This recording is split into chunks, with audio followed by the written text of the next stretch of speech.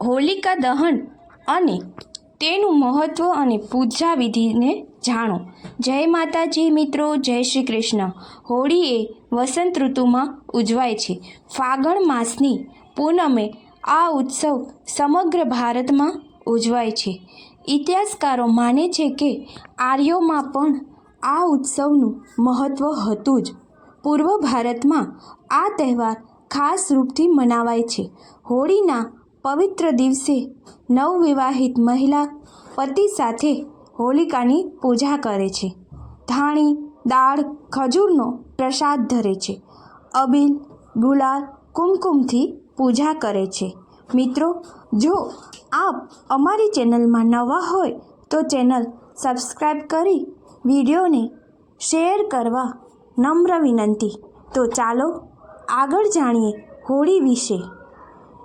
તામ્ર પાત્રમાં જળ ભરીને બંને વ્યક્તિ જળની ધારાવળી કરી। પૌરાણિક કથા મુજબ ભક્ત પ્રહલાદ ભગવાન વિષ્ણુના પરમ ભક્ત હતા।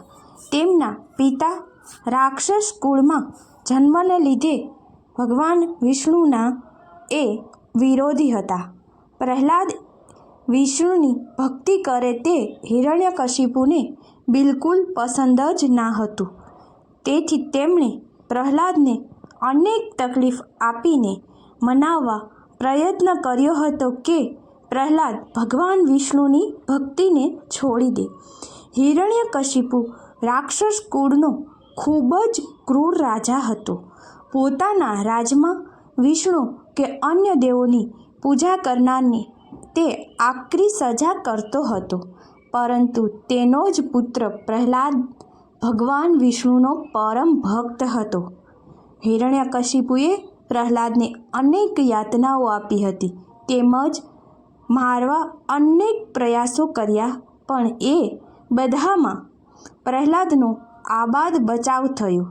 હિરણ્યકશિપુની બહેનનું નામ હોલિકા હતું અને તેની પાસે એવી ઓઢણી હતી જે ઓઢવાથી અગ્નિમાં તે બળી શકે નહીં। આથી હોલિકાના ખોળામાં બાળ પ્રહલાદને બેસાડી તેને આગમાં તેને સળગાવી દેવાનું નક્કી કરાયું હતું। પ્રહલાદ તો એવો ભક્ત નીકળ્યો કે ઓઢણી પ્રહલાદ ઉપર આવી ગઈ ને આગમાં હોલિકા બળી અને ખાખ થઈ ગઈ।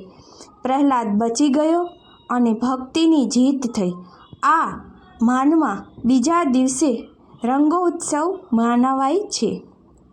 હોળીના પ્રગટવા સાથે હોળીની જ્યોત કઈ દિશા તરફ નમે છે તેના ઉપરથી આવનારું વર્ષ, વરસાદની ક્ષમતા, વર્ષની સમૃદ્ધિનું અનુમાન લગાવી શકાય છે। હોળીના 8 દિવસ પહેલાંથી હોળાષ્ટક શરૂ થઈ જાય છે। આ દિવસોમાં શુભ કાર્યનો આરંભ થતો નથી। ધૂળેટીથી પુનઃ શુભ કાર્યનો આરંભ થાય છે। વસંત ઋતુમાં દિવસે ગરમી અને રાત્રે ઠંડી એમ બેવડી ઋતુનો અનુભવ થાય છે। આ સમયે બેક્ટેરિયાનો ઉપદ્રવ ખૂબ જ હોય છે। હોળી દહનથી બેક્ટેરિયા નાશ પામે છે।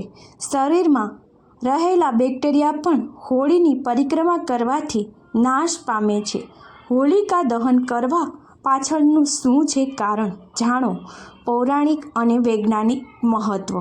હોળી એ માત્ર એક તહેવાર કે પરંપરા નથી, પરંતુ આ પર્યાવરણથી લઈને તમારા સ્વાસ્થ્ય માટે પણ ખૂબ જ મહત્ત્વપૂર્ણ છે।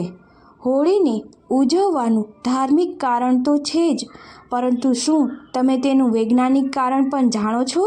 હોળી પર્વ સાથે જોડાયેલા વૈજ્ઞાનિક તથ્યોને જાણીએ। હોળીનો તહેવાર વર્ષમાં એવા સમયે આવે છે જ્યારે વાતાવરણમાં પલટો થવાને કારણે લોકો આળસુ બની ગયા હોય છે।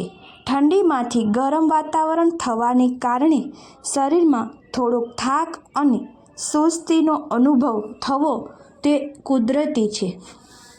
શરીરમાંથી આ સુસ્તીને દૂર ભગાડવા માટે જ ફાગણની આ ઋતુમાં જોરશોરથી હોળી પર્વની ઉજવણી કરે છે.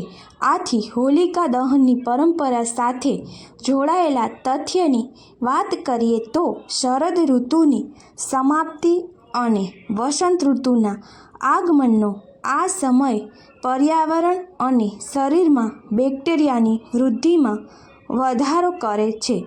પરંતુ હોલિકા દહનથી લગભગ 145 ડિગ્રી ફેરનહીટ સુધીનું તાપમાન વધે છે. આથી પરંપરા અનુસાર જ્યારે લોકો હોળીની પરિક્રમા કરે છે ત્યારે હોળીમાંથી નીકળતી ગરમી શરીર અને આસપાસના પર્યાવરણમાં રહેલા બેક્ટેરિયાનો નાશ કરે છે અને આ પ્રકારે તે શરીર તથા પર્યાવરણને સ્વચ્છ કરે છે. તેમજ દક્ષિણ ભારતમાં હોળી ઓલવાઈ ગયા બાદ તેની રાખને વિભૂતિ તરીકે પોતાના માથા પર લોકો લગાવે છે અને સારા સ્વાસ્થ્ય માટે તેઓ ચંદન તથા આંબા પરના મોરને મિક્સ કરીને તેનું સેવન કરે છે. તેમજ હોળી બાદ લોકો પોતાના ઘરમાં સાફ સફાઈ કરે છે, જેનાથી ધૂળ, મચ્છરો અને અન્ય કીટાણુઓ દૂર થાય છે. એક સાફ સ્વચ્છ ઘર સામાન્ય રીતે ઘરમાં રહેતા લોકોને સકારાત્મક ઉર્જા આપે છે. હોળીનું પૌરાણિક મહત્વ શ્રીમદ ભાગવતના 7મા સ્કંધમાં હિરણ્યકશિપુની કથા આવે છે. તેણે ઉગ્ર તપ કરીને બ્રહ્માજી પાસેથી અજર અમર થઈ એક છત્ર રાજ કરી શકાય એવું વરદાન માંગ્યું હતું. બ્રહ્માજીએ વરદાન આપતી વખતે તેને અસુર શ્રેષ્ઠાનું સંબોધન કર્યું હતું. અસુર એટલે હલકો, નીચ માણસ, દૈત્ય, દાનવ કે રાક્ષસ. વરદાન મેળવીને તેણે દિશાઓ, ત્રણેય લોક, દેવો, દૈત્યો, ગાંધર્વો, પ્રેત, ભૂપતિ અને લોકપાલોનું સ્થાન પડાવી લીધું હતું. તેના અત્યાચારોથી સૌ ત્રાસી ગયા હતા. ત્યારે બ્રહ્માજીએ આશ્વાસન આપ્યું હતું, આ અસુરની દુષ્ટતાને હું પહેલેથી જ જાણું છું. ગભરાશો નહીં, થોડી રાહ જુઓ, હું તેને ખતમ કરી દઈશ. શ્રદ્ધા અને આસ્થા જાગે ત્યારે સમજવું પ્રહલાદ હાજર છે. આંતરખોજ કરનાર જાણે છે કે દેવવૃત્તિ અને દૈત્યવૃત્તિ સામસામે આવે ત્યારે જે જીતે એ તરફનું વલણ માણસ આસ્તિક છે કે નાસ્તિક એની જાણ કરે છે. એકવાર ઈશ્વરના સાનિધ્યનો જેણે સ્વાદ ચાખી લીધો હોય પછી એ લાચાર નથી રહેતો. નાસ્તિકતાના ખોળામાં આસ્તિકતાને બેસાડી ભલે ચારે બાજુ ભડભડતો અગ્નિ પેટાવો, આસ્તિકતા હેમખેમ બહાર આવે જ.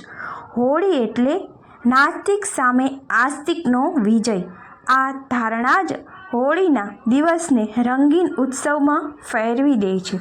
હોળીનો દિવસ એટલે અબીલ, ગુલાલ, રંગ, મસ્તી, હાસ્ય, ઉલ્લાસ અને આનંદનો દિવસ. મિત્રો, હું આશા રાખું છું કે આપને આ કહાની પસંદ આવી હશે. તો આભાર. જય માતાજી મિત્રો. જય શ્રી કૃષ્ણ.